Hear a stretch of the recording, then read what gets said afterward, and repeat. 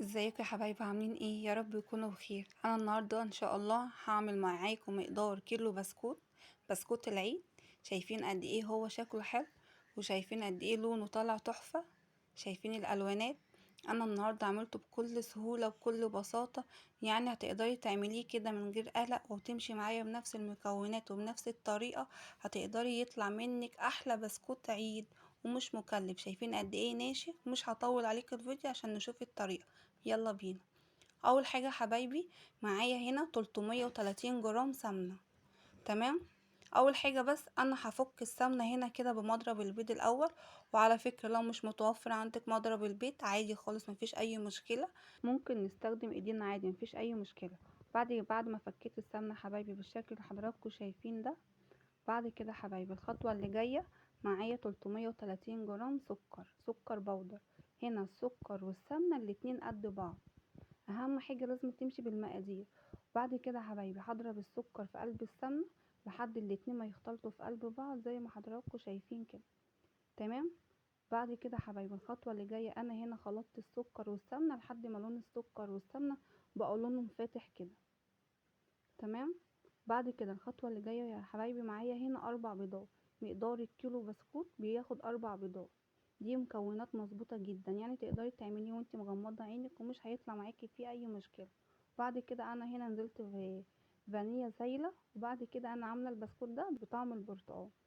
تمام. بعد كده بقى هنخلط البيض في قلب السكر بالسمنه زي ما حضراتكم شايفين كده، لحد ما كل الخليط ده يتحول معايا لقوام فوم.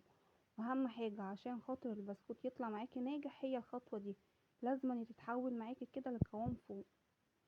لو ما وصلتش من لحد القوام الفوم هنا البسكوت هيطلع معاكي مكتوم. تمام. بعد كده يا حبايبي انا هنا معايا باكو فروتي بطعم البرتقال.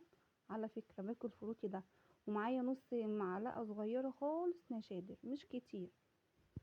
وباكو الفروتي ده بيدي لون وطعم وريحه حلوه قوي للعجينه، وهتشوفي معايا في الفيديو. شايفين لون العجينه بقى لونها اصفر ازاي، وريحه الفروتي طلع حلوه قوي. وهنفضل بقى نضرب في الخليط ده حبه حلوين كده لحد ما يبقى قوام كريمي خالص. وهو دي النتيجه اللي احنا عايزينها عشان خاطر تاخدي نتيجه كويسه قوي من البسكوت. على قد ما تقدري تحاولي تضربي فتره كتير لحد ما توصلي للمرحله دي. شايفين شكل القوام؟ هنا بقى يا حبايبي انا عامله هنا ربع كوبايه صغيره عصير برتقان فريش، ربع كوبايه. كل مقدار كيلو بسكوت بياخد ربع كوبايه.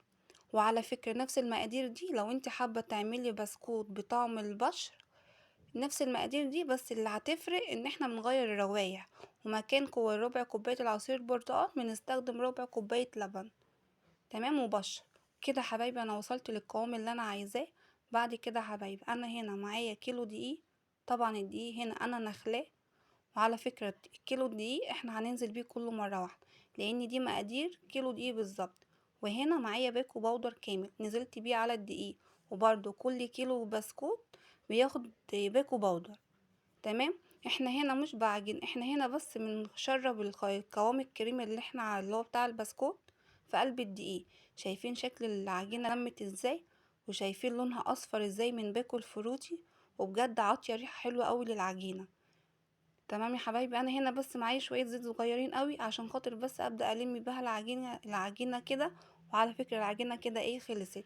هي بتبقى مفروله وطريه في نفس الوقت.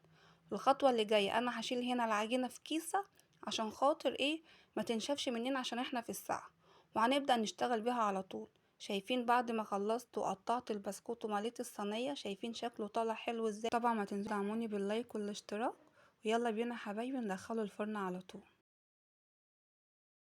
وكده حبايبي بعد ما دخلنا اخد اللون الذهبي الجميل ده، شايفين لونه قد ايه حلو؟ بجد تحفه ويستاهل ان انتي تجربيه. طبعا هستنى رايكم في التعليقات. كده وصلنا لنهايه الفيديو، بألف هنا.